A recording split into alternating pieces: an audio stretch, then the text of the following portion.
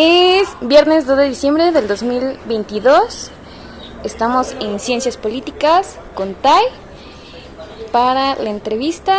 Y entonces, Tai, la primera pregunta, ¿quién es Tai? Para las personas que vayan a consultar la entrevista y no sepan absolutamente nada de ti, pero también es para saber cómo también tú te autopercibes. Ok, bien. Pues empezando por el nombre, Tai, que no es mi nombre de pila, no es el nombre con el que me bautizaron. El nombre con el que me bautizaron es Tania Berenice. Si alguien me dice Berenice, jamás lo voy a admitir. Y Tania es un nombre que me ha gustado mucho. O sea, vivimos tiempos muy lindos, Tania y yo. Pero hace algunos años, unas amigas comenzaron a llamarme Tai y me gustó como lo breve y lo ambiguo, ¿no? Repito, mi nombre Tania me gusta mucho, tanto que lo sigo usando, me sigo presentando así, pero Tai también refleja mucho de mi identidad, ¿no? Soy una persona no binaria, me empecé a reconocer como persona no binaria hasta hace quizás un año y medio, 2. Y creo que es algo que le pasa mucho pues a las personas del espectro trans, ¿no?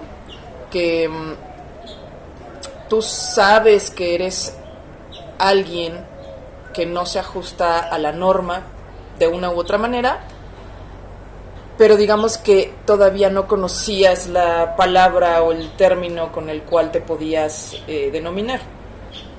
Claro que los términos, las etiquetas y todo son arbitrarios, pero como seres humanos creo que la taxonomía nos ayuda de pronto a reconocernos en el mundo. No me parece que las etiquetas sean malas en ese sentido, porque necesitamos nombrarnos, ¿no? Necesitamos hacernos visibles. Soy lesbiana, me di cuenta de eso en la adolescencia, aunque no lo acepté sino hasta ya pues entrada en mis 20 años, ya iniciando la universidad. Esto porque durante mucho tiempo estuve en la religión cristiana evangélica y pues nada, soy traductora, soy docente, soy conferencista, hago un podcast también, hago muchas cosas, ¿no? Como cualquier persona. Y pues he estado en el activismo también ya unos años. Y pues creo que de pronto es difícil como presentarse, ¿no? Porque no logras abarcar todo lo que eres, ¿no? Pero a grandes rasgos. Ok. Acabas de mencionar que has estado dentro del activismo. ¿Nos podrías platicar un poquito sobre eso? Sí, yo empecé en el activismo o como a entrarle a estos temas quizás como desde mis finales de mis 20, ¿no? Empecé a conocer a personas que estaban dentro del activismo, empecé a ir a marchas, a ir a uno que otro evento y a conocer de todo esto y me gustaba, ¿no? Decía yo quiero hacer algo en favor de mi comunidad, en favor de las mujeres, en favor de las disidencias sexuales, etcétera, ¿no? Y entonces poco a poco empiezo como a colaborar en ciertos espacios y creo que de lo primero que hice fue activismo relacionado sobre todo con los derechos de las disidencias sexuales, ¿no? Y una de las cosas que digamos fue como más representativa de eso fue que fui parte del segundo matrimonio lésbico en Querétaro. Ya me divorcié, porque las personas se divorcian, punto. Pero en esos tiempos pues sí era estar como muy visibilizando el tema, poniéndolo sobre la mesa, hablando en medios y todo esto, ¿no? Y luego, no mucho tiempo después, empecé a colaborar con Católicas por el Derecho a Decidir en toda la cuestión de derechos sexuales y reproductivos de las mujeres y de las personas con capacidad de gestación. Y ahí estuve un ratito, ¿no? Y junto con eso pues fueron saliendo otras cosas y yo creo que lo más Em, lo más mío, pues, o el proyecto más mío fue el Yo También UAC, que surgió en 2018. Y pues que bueno, empezamos a visibilizar de una manera un poco más, por decir una palabra, agresiva, la cuestión del acoso y del hostigamiento sexual aquí en la universidad, ¿no? Sobre todo de docentes hacia estudiantes. Y y fue algo muy padre, fue una experiencia muy bonita. Tuve la oportunidad de dar pláticas en varias facultades acerca del tema.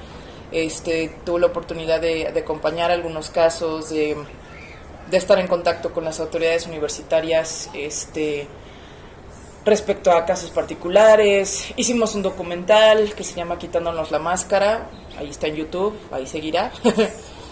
Y creo que ese es el proyecto que más, pues que más está como en mi corazón, ¿no? Porque fue algo que inicié yo junto con otras amigas, y ya pasé como de la colaboración en proyectos de alguien más para intentar hacer algo yo, ¿no? Y bueno, fuera de eso, ahora sí que a donde me inviten, si tengo chance, jalo y hacemos lo que haya que hacer. Ok.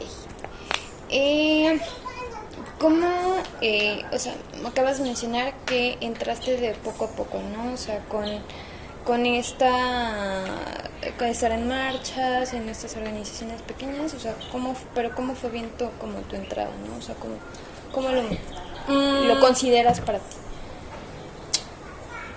Pues te digo que empecé a conocer como morras que estaban ya en la cuestión del activismo y básicamente me les empecé a pegar. O sea, por ejemplo, una cosa muy chistosa, ¿no? Cuando estaba creo que ya, no me acuerdo si ya me había casado o estaba por casarme, una cosa así, fue cuando conozco a Ale Martínez, ¿no? De Aquisex. Y porque ella me entrevista para su trabajo de maestría, su tesis de maestría, que tenía que ver con pues con la diversidad de las familias, ¿no? Entonces, yo al conocerla a ella empiezo como a ir a más eventos que sé que se están organizando, y ayudar no te miento, o sea, desde que yo llegaba y era de, ¿qué onda? ¿Te ayudo a poner las sillas? ¿O te ayudo a subir la bocina? ¿O qué? O sea, literal, viendo dónde era útil, ¿sí me explicó? O sea, no fue tanto como de entrar de lleno luego a la organización, ¿no? Luego empecé a ir a unas reuniones de un grupito que se llamaba la Tortillería Queretana, que era un grupo de mujeres lesbianas, de chicas lesbianas que se reunían ahí en la Casa del Obrero. Y pues era un grupo de reflexión, ¿no? De la vida de las mujeres lesbianas, se hablaban temas de educación, de salud, reproductivos, mil cosas, ¿no? Y luego me empezaban como a invitar así de, oye, Tai, fíjate que va a haber una protesta acá, o vamos a tener unas pláticas en no sé dónde, o vamos a hacer una instalación en tal lugar, ¿le entras?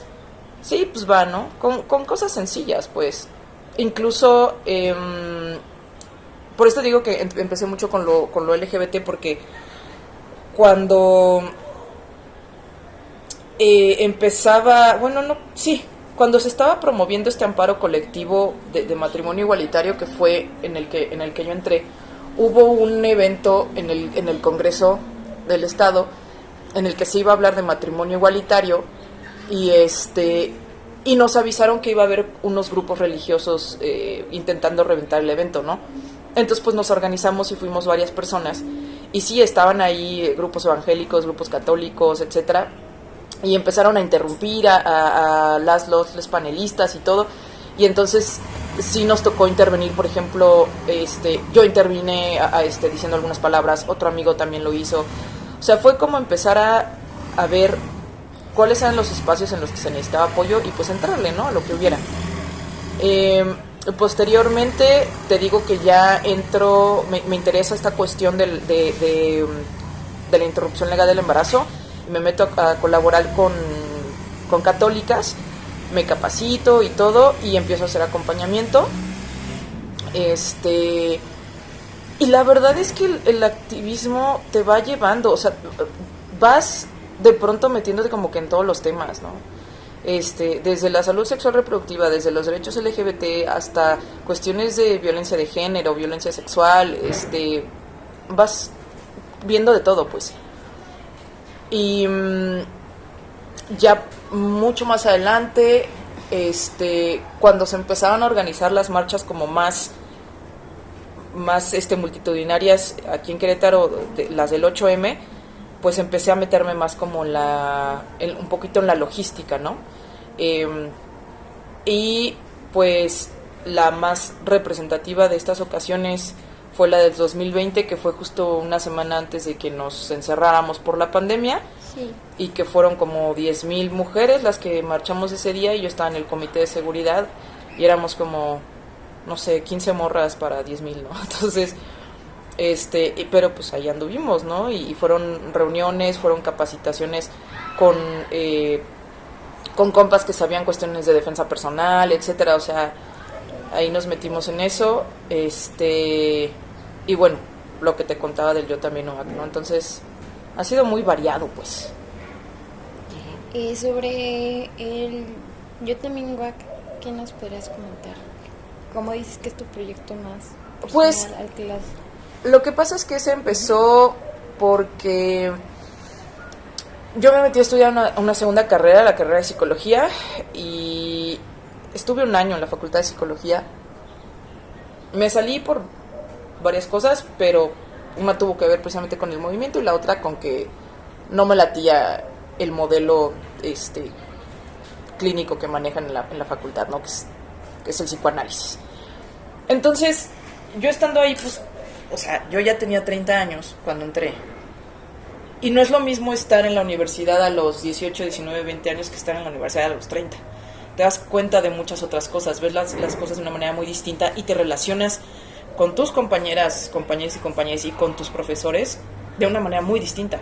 Porque para empezar yo tenía la edad de varios de mis profesores, por ejemplo, ¿no? Entonces me empecé a dar cuenta de 2 profesores en particular que con estas actitudes muy machistas, muy misóginas, me empiezo a enterar de cómo uno de ellos tenía esta costumbre predadora de, pues, agarrarse novia de cada generación de las chavitas que iban entrando, ¿no? Y luego enterándome de cómo las violentaba física, sexualmente, psicológicamente. Y pues llegó un momento en que dije, híjole, es que se tiene que hacer algo al respecto. O sea, sé que hay digamos, trabajos dentro de la institución, ¿no? Está Género UAC, que esto, lo otro, pero no se ha hecho algo que llame la atención de manera urgente a esa situación. Y entonces, habiendo conocido el movimiento Me Too, que surgió en Estados Unidos un año anterior, en 2017, y que ya se había replicado como en varios lugares y en varios espacios, y en México había salido el Yo También, ¿no? O el Me Too también. Dije, pues vámonos a hacer un Yo También UAC, ¿no? Entonces le pedí a 2, 3 compañeras, ¿qué onda? ¿Jalan? Órale, vamos. Y pues abrimos el grupo de denuncia en Facebook, empezaron a salir un montón de casos, o sea, estalló todo el pedo, ¿no? Y te digo, o sea, fue como ver la magnitud del problema y digamos agitar el avispero, pues. O sea, creo que de pronto sí hace falta como estas intervenciones fuertes, agresivas, y con agresivo no me refiero a algo malo o violento, ¿no? Sino de, órale, ¿no? Vean, tienen que ver lo que está pasando. Pero después de esta primera intervención o de este primer estallido, pues fue como, ajá, ¿y ahora qué hacemos con toda esta información? ¿Qué hacemos con todas las morras que están hablando, que están expresando que necesitan ayuda, ¿no? Y entonces fue empezar a ver cómo se podía apoyar en ir solucionando la situación. Y pues empezamos a hablar con las autoridades universitarias, y empezamos a organizar, te digo, estas como conferencias en las facultades. La mayoría las di yo, por ahí un par me apoyaron mis compañeras en algunas ocasiones que no pude ir, pero también cuando me tocaba a mí dar las pláticas, pues siempre había una de ellas apoyando en el sonido, sacando fotos para pues tener un registro, etcétera, ¿no? Siempre fue como algo muy chido entre todas,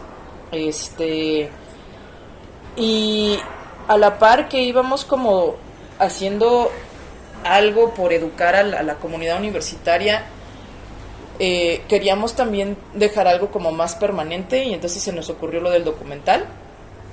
Y pues hicimos el documental y todo, y creo que de todo pues es un producto muy bonito, ¿no? Teníamos planeado otro, ya no sucedió por diversas cosas, pero pues digamos que lo más fuerte de la chamba fue todo 2018, parte de 2019, ¿no? Después fue bajando nuestra actividad, también porque surgieron varias colectivas universitarias que retomaron el tema y siguieron cada quien en sus facultades, poniéndolo sobre la mesa y todo. Y porque también nosotras, cada quien fue como, pues la vida te pasa encima, ¿no? Entonces tienes cosas que hacer, tienes proyectos personales, tienes tragedias familiares, tienes mil cosas, ¿no? Entonces cada quien fue agarrando su camino. Y cuando comienza el paro, hace unos meses, reactivamos, o sea, en el sentido de comenzar a publicar otra vez más en la página, y empezamos a compartir la información que veíamos al respecto. Pero llegó un momento en el que ya, o sea, éramos ya nada más 2 personas pues en esta, digamos, colectiva. Y mi compañera me dijo, ¿sabes qué? Estoy pasando por momentos complicados, yo ahorita no puedo como comprometerme a seguir apoyando aquí en la página con las cosas. No, adelante, o sea, cada quien tiene sus cosas, ¿no? Y yo también tuve algunas situaciones personales, y entonces dije, es momento de cerrar yo también UAC, ¿no? O sea, de darle un cierre, pues. Algo que ya teníamos planeado, pero se precipitó por estas situaciones que te comento, ¿no? Entonces, dimos de baja la página, y ya. Y te puedo decir que, o sea, sí fue un respiro, ¿no? O sea, porque asumes una responsabilidad y de pronto resulta muy pesado. Y al final del día, pues no éramos las únicas personas trabajando estos temas, ¿no? Entonces, digamos que cerramos el capítulo con la confianza de que hay más personas, hay más morres que están retomando los temas, y que pues les toca seguir chambeando aquí dentro de la universidad, ¿no? Okay. Ahorita decías algo que me gustó cómo lo decías, que era que el activismo te va guiando solo, ¿no? O sea, el activismo a ti, ¿qué te ha representado? ¿Qué te ha dejado? Lo que pasa es que siento que hay como varios tipos de activistas, y siento que algunas activistas, digamos que ya tienen como muy en claro qué tema es el que quieren llevar, ¿no? Qué agenda es la que quieren llevar, y a eso se dedican, ¿no? Y van sobre eso. En mi caso, la verdad es que he estado como en varias cosas, debido también, yo creo, como que a que me atraviesan varias de esas situaciones, ¿no? Entonces, también tiene que ver, yo creo que un poco con mi personalidad, o sea, que desde niña ha sido como ayudo, como apoyo, que se necesita, y pues le entro, ¿no? Entonces, para mí no fue una cosa de me voy a dedicar de lleno al activismo de las diversidades sexuales, o de lleno al activismo de derechos sexuales y reproductivos, o etcétera, ¿no? Sino fue como, ¿qué se necesita de momento? Y pues a eso le entramos. Y como soy docente, o sea, me gusta la docencia, disfruto mucho la docencia, se me facilita mucho toda esta parte de la comunicación, ¿no? De las conferencias, de los talleres y demás. No te puedo decir que he hecho muchísimas cosas, o sea, organizado 20,000 talleres, no, pero cuando se ha necesitado, te digo, o sea, es como, le entramos, ¿no?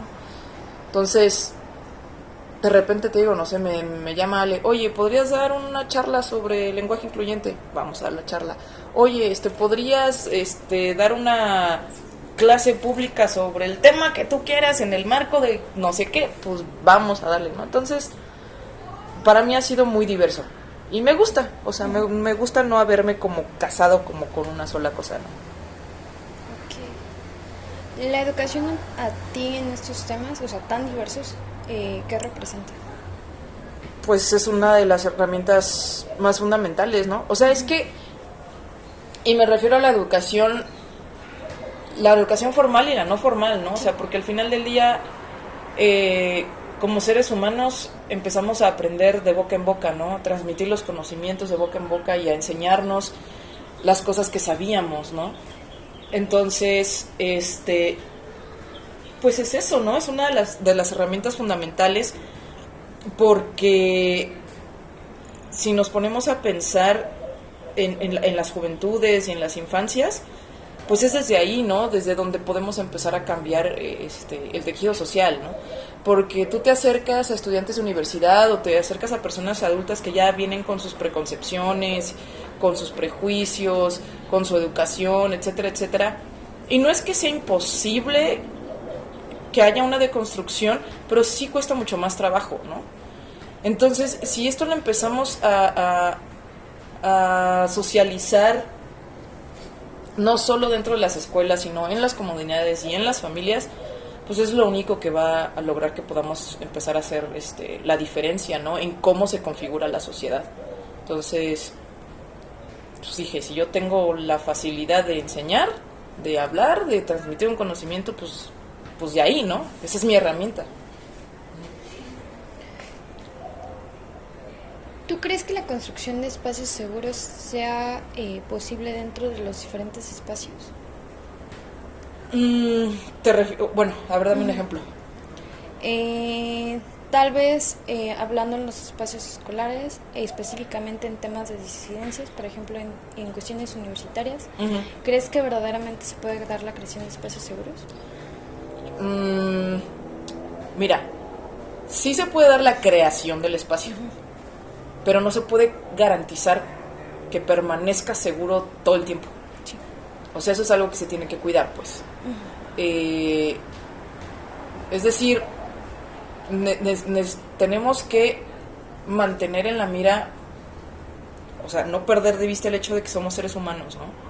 Y que tenemos defectos y que la regamos y que no importa quién seas, cómo te identifiques, lo que sea, hay personas culeras en todos lados, Sí. ¿no? Entonces, yo puedo tener toda la bonita intención de generar un espacio seguro y decir, voy a hacer este grupo para personas LGBT dentro de mi facultad y nos vamos a reunir tales días y vamos a hablar de los temas. Y sí, o sea, está chido, está bonito, sí se necesita, por supuesto que sí, pero no podemos asumir que las opresiones que nos atraviesan y las opresiones que compartimos en automático nos hacen buenas personas y en automático hacen que nos caigamos bien y que nos amemos. No es así, es muy ingenuo.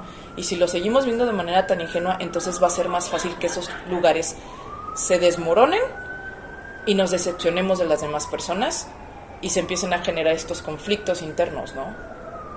No sé. Me suena. Yo decía. Sí. Y también otra cosa. Dentro del activismo de disidencias sexuales, ¿qué espacios o qué lugares te significaron más? Es una muy buena pregunta. Es bien chistoso porque, repito, el hecho de que te atravieses cierta condición no necesariamente significa que todo el tiempo te vas a sectarizar en ciertos espacios, ¿no? O sea, yo te puedo decir que, por ejemplo, uno de mis espacios más seguros contiene solo una persona no binaria y lesbiana, que soy yo, y es mi grupo de amigas, ¿no? Pero espacios ya como más concretos, yo puedo decir que a lo mejor por haber sido uno de los primeros, pues sí fue la tortillería queretana, donde te das cuenta, o sea, donde empiezas a ver, no manches, esto no nada más me pasa a mí, no, o no tengo nada más yo estas dudas. Y yo creo que también otros de los espacios fueron aquellos que... Es que no te puedo decir, es que yo pasé tantos años metida en tal espacio, no, sino que he visitado espacios, he conocido gente de ciertas cosas, ¿no? Entonces, por ejemplo, organizaciones como Aquesex y de Deser, y como las dos Les Compas que ahorita componen el Comité Trans y Maricalencha, que no, digamos, ahorita se llama así, pero es un grupo de personas que ha venido evolucionando también con el paso del tiempo y con quienes he convivido y que me parecen maravillosas personas en muchos sentidos, ¿no? Entonces, creo que esos han sido los espacios, pero en mi caso, yo no permanezco demasiado en un espacio, no sé si me explico. Y no porque no me signifique algo o porque diga, ay no, esto ya chafeó, no, sino así soy yo. No permanezco mucho tiempo dentro de un espacio, pero regreso, pues, ¿no? Y me gusta estar en contacto y me gusta colaborar cuando se pueda. A veces no puedo, ¿no? Pero sí, más que espacios han sido personas, ¿no? ¿Cómo ves el panorama actual de la comunidad en Querétaro? Pues sigue estando un poco de asco en términos de nuestros derechos, ¿no? Vaya, yo no pensé que se fuera a tardar tanto, por ejemplo, que se legislara en cuanto a matrimonio igualitario, ¿no? O sea, no pensé que fuera a pasar tanto tiempo desde que yo me casé y me divorcié hasta ahorita, ¿no? Creo que todavía hay mucha desidia, que falta voluntad política. Pienso también que el tema de la diversidad, también está siendo cooptado por la blanquitud, la cis heteronorma y todo esto, ¿no? Entonces, volvemos como a luchar contra esos mismos fantasmas, volvemos a toparnos con que sí, qué chidos estos espacios diversos y dónde están las lesbianas, sí, qué bonito, pero yo aquí lo único que veo, la mayoría de las personas que veo son blancas de clase media, universitarias, y dónde están las personas racializadas y dónde están las personas que no tuvieron una educación universitaria y que también son atravesadas por estas cosas, ¿no? Entonces, eso es muy queretano, ¿no? También, es una cosa muy queretana. En el espacio que te metas vas a ver el clasismo, vas a ver el racismo, ¿no? Entonces, lo que sí veo bonito es que cada vez hay más, hay más organizaciones, hay más espacios justamente, hay más visibilidad y apoyo en la lucha de los activistas, porque, no sé, yo pienso en no me acuerdo cuántos años tiene de esto, pero cuando asesinaron a este activista, ahorita se me acaba de borrar el nombre, ayúdame a recordarlo. Octavio. Cuando asesinaron a Octavio, yo haciendo cálculos, creo que yo andaba saliendo de la prepa, una onda así. Y no concebías que en Querétaro pudiera haber un activismo por las diversidades sexuales en esos tiempos, ¿no? Y ahorita es ciertamente algo distinto. No es perfecto, falta mucho, pero sí es distinto, ¿no? Entonces, ver que podemos salir un poco más libremente, o sea, es bonito, de esperanza, pero no podemos quitar el dedo del renglón, pues. Eso me parece fundamental, ¿no? Que tenemos que seguir en pie de lucha, pues. Con respecto a los derechos, o sea, ya dijiste que el matrimonio igualitario tarda, pero respecto a los otros, ¿cómo ves? Es que, ¿sabes qué? Yo creo que, mira, los derechos están ahí, ¿no? O sea, sí, están en el papel. La cuestión es el ejercicio de esos derechos, ¿no? Y cómo te sigues topando con discriminación cuando quieres ejercer esos derechos, ¿no? Ahorita, digo, no estoy muy al tanto, pero no sé cuál sería ahorita la situación de una familia lesbomaternal o homoparental que quisiera adoptar una cría, ¿no? ¿A qué se enfrentarían? Y más si son personas, de nuevo, que lucen de cierta manera, que su expresión de género es de cierta manera, porque no es lo mismo, porque ha sucedido, las mujeres lesbianas de clase alta, blancas, relacionadas con la política, que son lesbianas y que pues no hay pedo, que dos mujeres racializadas y con una expresión de género como más masculina, o sea, no es lo mismo, pues. Uh-huh. Entonces, yo creo que no nos podemos quedar nada más con el hecho de cómo están los derechos para las personas LGBT, porque hay muchas otras aristas, ¿no? Tenemos que verlo de manera interseccional. Sí. Y mientras no se luche contra el clasismo y contra el racismo, pues entonces ahí vamos a seguir teniendo una bronca, ¿no? Entonces, pues sí, qué chido los derechos, pero a la hora de la hora, ¿quién realmente está pudiendo gozar de ellos, no? Acceder a ellos, no es lo mismo. Sí. Bueno, ya salió el primer. Ya mencionaste un poquito, ¿no? O sea, cómo estaba como la comunidad hace unos años, pero ¿nos podrías comentar un poco más desde tus ojos? Dame un segundo. Sí. Pues, mira, yo he vivido toda mi vida en Querétaro. Tengo 37 años, entonces me ha tocado ver muchos panoramas, ¿no? Y, o sea, desde pensando en cuando yo era una niña, en que yo no sabía qué diablos era una lesbiana. O sea, yo conocía que había jotos y ya, ¿sabes? O sea, para mí eso era la diversidad sexual cuando estaba creciendo, ¿no? Y cuando yo misma me fui desarrollando como una niña en ese momento de ciertas características, que les gustaban ciertas cosas, que no le gustaban los vestidos, que no sé qué, entonces empecé a conocer, evidentemente de mala manera, que había mujeres marimachas, ¿no? Por ejemplo. Y de todas maneras no me quedaba claro, ¿no? Era como que, ¿qué está pasando, no? Entonces, y llego a la adolescencia y entro a la secundaria. A mí me tocó estar en secundaria y en preparatoria privadas, y ciertamente pues era un ambiente muy distinto al que hubiera sido si yo hubiera estado en preparatoria pública, ¿no? O en secundaria pública. Pero igual, ¿no? Empiezas a verte en tus pares y empiezas a decir, híjole, yo soy diferente. Y esa de allá, que casi nadie le habla, se parece a mí, ¿no?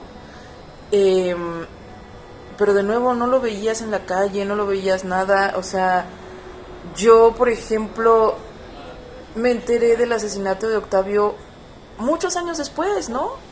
Porque no se habla de eso, y porque cuando lo llegabas a ver en las noticias eran crímenes pasionales, nada más, ¿no? Ah, sí, era un joto y lo mató su novio. Y esa era la imagen que se tenía, ¿no? Y entonces creces con eso y evidentemente te aterroriza salir del closet, ¿no?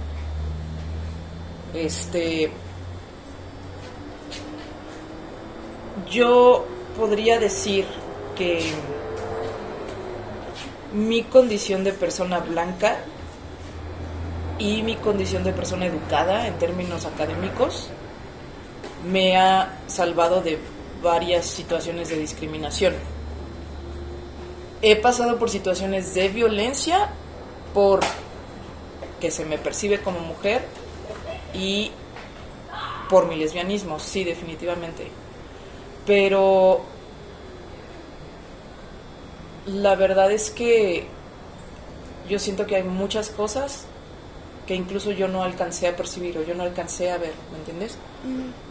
Y de repente hay como un despertar, pues, hay como te digo, y eso empieza para mí desde que empiezo como a meterme al feminismo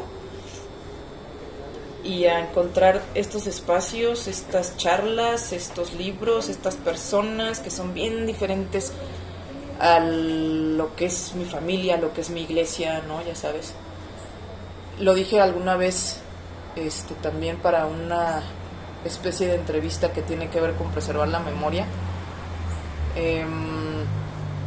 Pues que a mí el feminismo en ese momento y las compañeras feministas pues me salvaron la vida, ¿no? O sea, fue como darme cuenta de que no estaba sola, ¿no? Y de que no estaba mal ser quien soy. Entonces, hay ese despertar y me doy cuenta de que todo eso siempre estuvo ahí, solo que estaba bien escondido y poco a poco ha ido asomando las narices en este estado facho, horroroso, ¿no?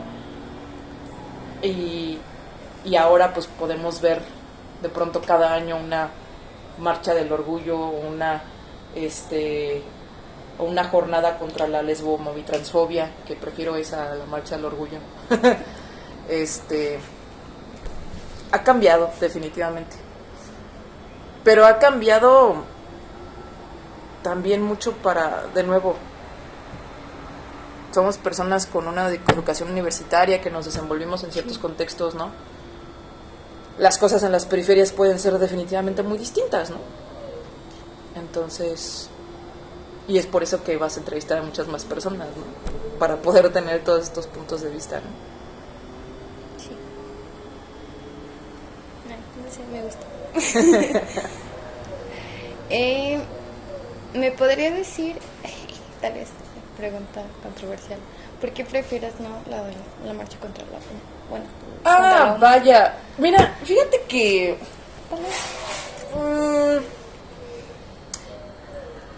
a mí me parece que sí hay momentos para festejar y para hablar de orgullo y para estar felices y brincar y bailar y escuchar música y medio encuadrarte en la calle. Sí, yo estoy muy de acuerdo con eso, me parece muy bien.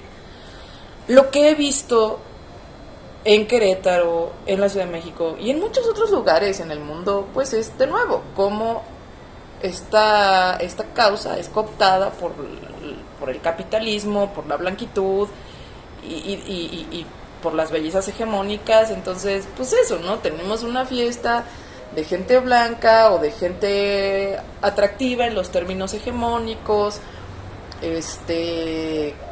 sobre todo varones homosexuales, pero cisgénero, y es como se vuelve a sectarizar el pedo y vuelve a haber discriminaciones dentro de la comunidad, ¿no? Entonces, creo que esa es obviamente la parte que no me agrada de decir una marcha del orgullo, ¿no? Una jornada contra la lesbomovitransfobia me llama y me convoca más en el sentido de que pues justo es ¿qué pedo? ¿Qué está pasando? ¿Cómo vamos? ¿Qué hay que hacer? ¿Qué onda, no? Y a quiénes hemos estado excluyendo y por qué chingados. Entonces, es como una jornada de esas, es como un ajuste de tuercas, pues. Y eso me gusta.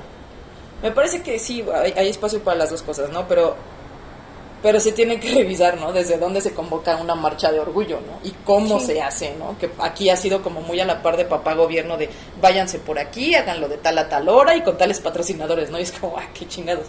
Entonces, es eso, más que nada.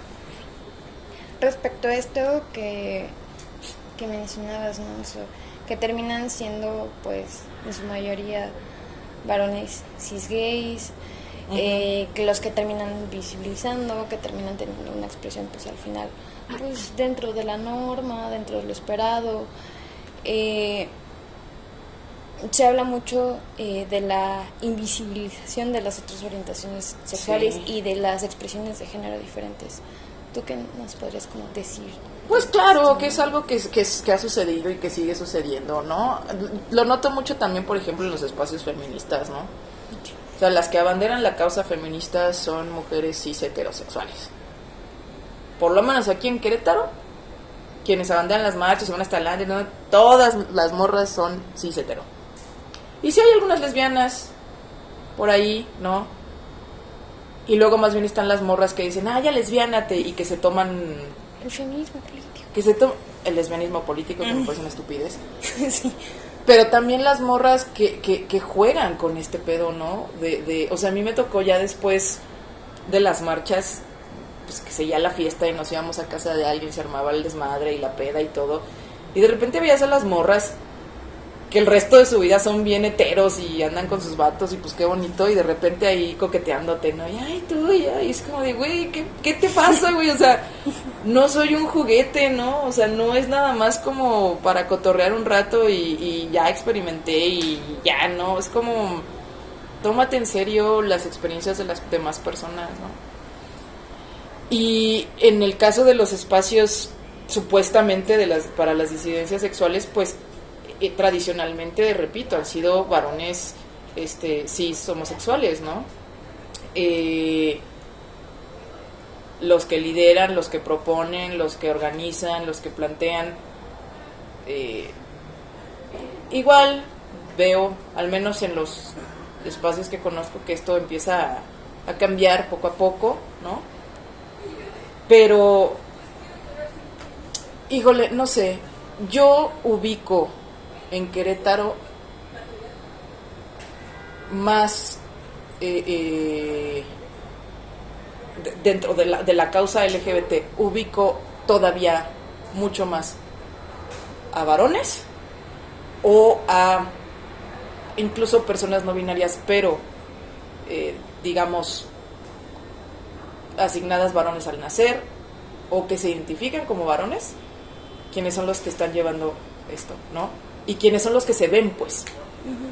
Si tú me preguntas, dime una activista lesbiana queretana que ahorita esté acá, no te sé decir.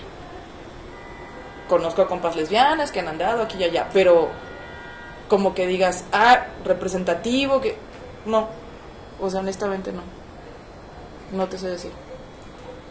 Y no sé si sea porque hay un esfuerzo activo por invisibilizarlas, o porque de plano ya hay una desidia o hay un sentimiento de ¿para qué carajos me va a ir de la fregada si me meto en estas cosas, no? No sé. Está curioso. Ey. Bueno, ya hablamos un poquito como del pasado, del presente. ¿Cómo ver los futuros posibles de la comunidad en Querétaro? Fíjate que me da mucha esperanza las generaciones de ahorita, esa generación Z que todo el mundo critica me parece maravillosa en ese sentido, porque ya, o sea, de nuevo, ¿no? Hablamos de cierto sector, ¿no? De nuevo, las juventudes también son muy diversas, pero que ya llegan y ya de entrada es como hetero, ¿no? O sea, algo queer traen ya en la vida, ¿no? Y que de nuevo, no es que sea una moda, no es que no haya existido antes, es solo que ahorita están teniendo más chance y también más valentía para decir, esto soy, ¿no? O esto soy en este momento y mañana voy a hacer otra cosa y te vale madres, ¿no? O sea, entonces eso está chido y me parece que hay mucha esperanza en ese sentido, de que de pronto ya la bandita no asume que una persona es tal cosa, ¿no? Sino que ya puede tener como más apertura de decir, pues esta es una persona, quién le gusta, con quién coge, cómo se identifica, lo que sea, eso es cosa aparte, ¿no? Entonces, esa es la parte bonita, pero también la parte no tan bonita es que luego te acostumbras, es decir, entras en una zona de confort y se desarticula la lucha, ¿no? Uh-huh. Y entonces ya cuando se necesita activar los movimientos, cuando se necesita ponérsele al tiro al gobierno, cuando se necesita no sé, todo lo que se ha venido haciendo, de repente es como, puta, ¿quién lo hace? ¿Cómo se hace? ¿Con qué se come? Y madres, ¿no? O sea, está cañón.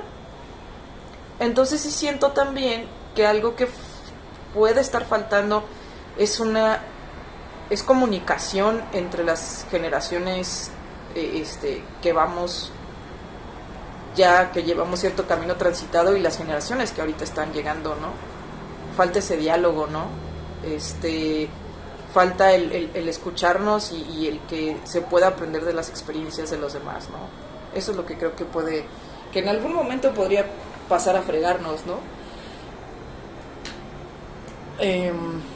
Pero híjole, yo quisiera ver como el futuro como con esperanza, solamente que la situación del país no me lo permite en términos muy generales, pero Pero sí siento también que sería ya muy difícil volver a meter al closet a tantas personas, ¿sí me explico? Entonces, es cuestión de no olvidar, pues. Y por eso es importante lo que están haciendo, ¿no? La memoria. Es cuestión de que no se olvide. Respecto a la memoria, ¿cómo considerarías que está la memoria en Querétaro actualmente? Hace falta que se conozca de la lucha, ¿no? De sus inicios, de quienes la han llevado a cabo, de quienes murieron por la lucha, de qué cosas fueron efectivas, pero también de cuáles fueron los errores que se han cometido para no volverlos a cometer, ¿no? Entonces, o sea, es la máxima esta, ¿no? De la historia, no la conoces, la vas a repetir, e incluso conociéndola la repetimos, ¿no? Entonces es como, pues hay que ponerle atención a esto y hay que escribir. Me encanta esta onda que recientemente descubrí haciendo mi tesis, porque es una cosa bien loca.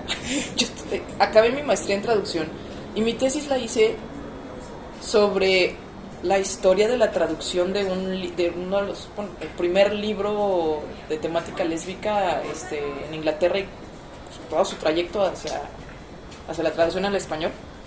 Entonces me metí en cuestiones de historiografía, ¿no? Y yo decía, la mierda, yo no soy historiadora, ¿qué pedo? No sé de qué están hablando aquí. Está bien ojete. Soy un cabrón. Y me topé con este concepto de la historia desde abajo, ¿no? Y no mames, dije, no, me voló la cabeza, dije, qué bonito, ¿no?